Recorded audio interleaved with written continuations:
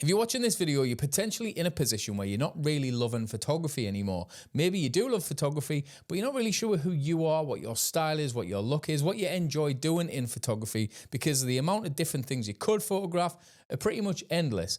I was like that up until this year, and that's even after 12 years of photography. And I made one big change 12 months ago that has made a massive difference to my love for photography as well as my development within photography. So I'm going to explain how I've done this, how I've changed and what changes I've made, and how you can make the same changes to really bring on your photography game in this video. But first, I need to go back 12 months to introduce you to the first step that started this ball rolling in my photography journey, and give you a little bit of context about how I got here. Now, to make this video a little bit less visually boring, I'm going to overlay some photographs that I've taken over the past month or so, just to make it a little bit more interesting than looking at this the whole time.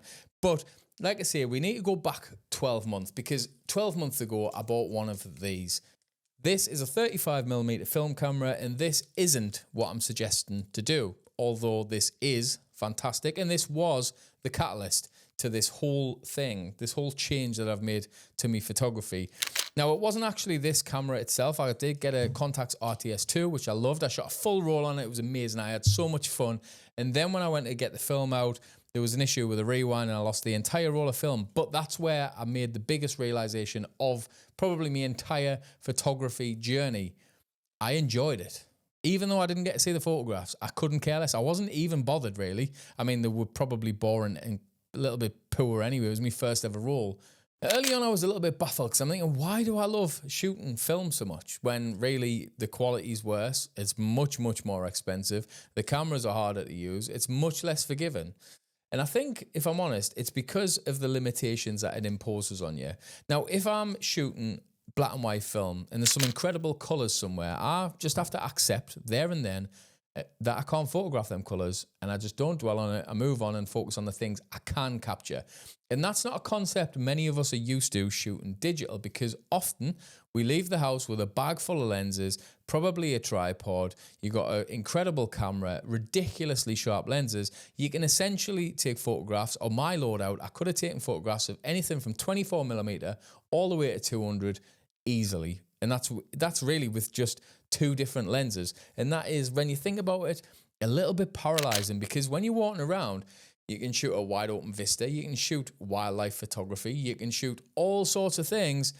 And because of that, I never knew what I wanted to photograph. I just photographed everything. I would come back from a road trip with so many different styles of photograph that they could have been taken by about 8 or 9 different photographers, and you wouldn't have known any different, because I'd have a wildlife shot, I'd have a landscape shot, I'd have a documentary shot, I'd have automotive type shots. It was just everything. And I'm not saying to just pin yourself down to one type of thing, but when you're trying to figure out who you are as a photographer, what you enjoy photographing, this can be quite a concerning thing, because I was, like I say, 11 years into my photography journey, and I still didn't really know what I enjoyed photographing. I couldn't even find a pattern in my own work by looking back historically and kind of pick it out from there either. So with all that in mind, I decided to make one big change. And that big change was to only take one camera and one lens regardless of where I'm going.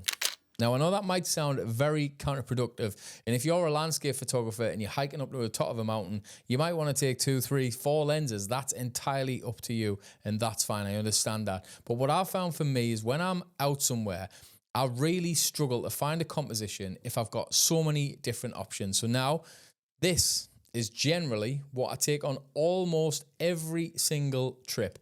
We've just come back from an entire week in the Scottish Highlands, and some of the photographs you've seen were from that trip. And in that full week, all the way up there in that amazing scenery, this was the only digital camera that I took. I did take my Mamiya 7 II film camera because it's beautiful and why not. But in terms of digital, I took this camera, this lens, fixed 40mm equivalent prime lens, little pancake thing, and my Fuji X-T5. And I got more photographs on this trip than I like than I've probably gotten in a very long time. Now, I've done this over the entire year, just try and focus on one thing, because that way when you're walking, you can just enjoy the things in the distance if you've got a little 40mm lens, because you kind of get them anyway, so why worry about it?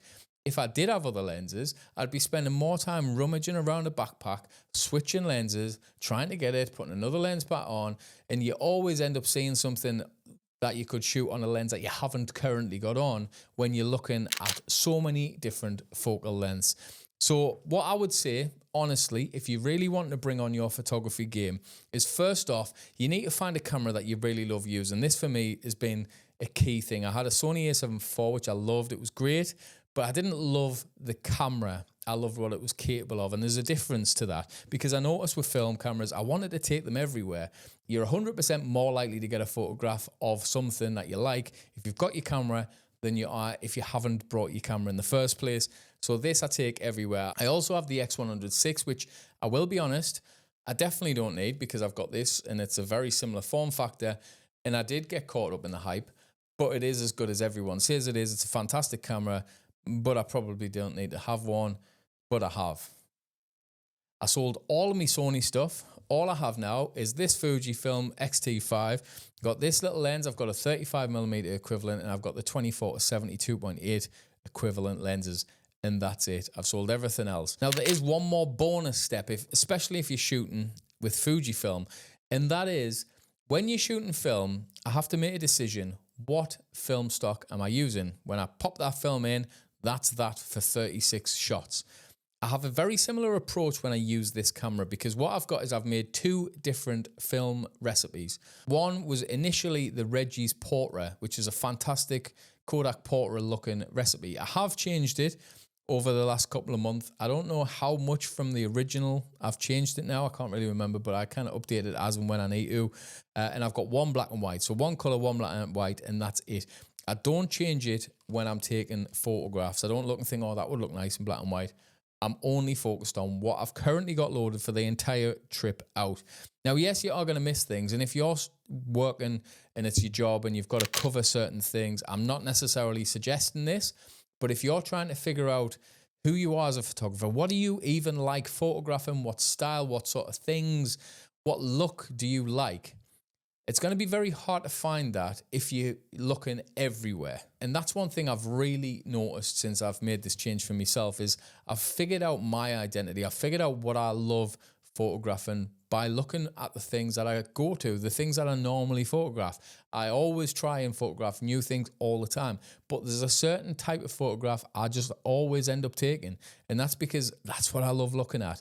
And I have made another big change last year, which was quitting social media, which I do think is massively important, but that's not for this video. That'll be a different one. Now, as a challenge, what I would love for all of you to do and to let us know how you get on in the comments is just pick one camera, one lens, something portable, something easy, something a bit like, imagine you're off out with the kids and the missus, you chuck a little lens on, you chuck a camera, you pop it in your pocket, and that's all you take. You'll probably enjoy that process more because it doesn't feel pressured. You're not out serious.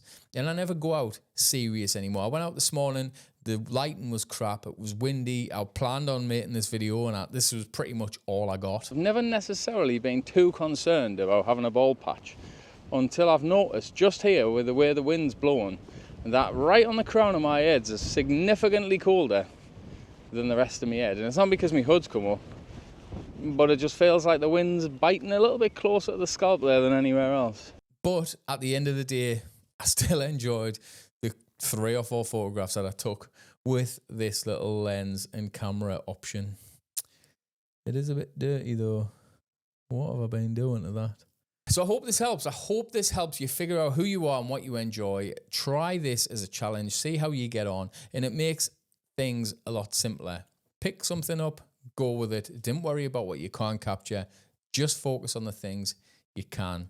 Thanks for watching. This is a brand new YouTube channel. So if you want to help support the growth of the channel, don't forget to subscribe. A like on the video and a comment will massively help. So thank you very much, and I'll see you in the next one.